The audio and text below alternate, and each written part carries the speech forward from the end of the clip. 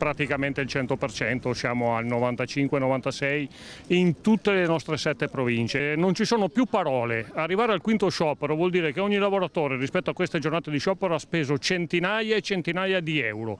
Ci si aspetta un rinnovo del contratto dignitoso e adeguato che quanto minimo compensi questo sforzo. Il personale del trasporto pubblico locale si è fermato di nuovo. Il contratto nazionale di lavoro, scaduto da 4 anni, è ancora in attesa di un rinnovo che nel settore appare arrivare sempre più a fatica.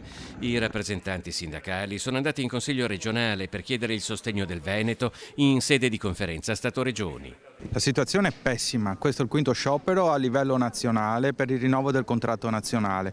Siamo andati in Regione per sollecitare la Regione affinché possa intervenire con la conferenza Stato-Regioni, Lupi e anche l'ANCI sulla richiesta di rinnovare il contratto nazionale degli autoferrotranvieri. Sottopagati, sotto stress e persino a volte sotto attacco dell'inciviltà dei passeggeri esasperata dalla pandemia, secondo i sindacati i lavoratori del trasporto locale dovrebbero avere almeno 400 euro in più in busta paga. Un autista neoassunto a parametro 140 non arriva a 1.200 euro al mese e un marinaio a parametro 100 arriva a 1.100 euro al mese.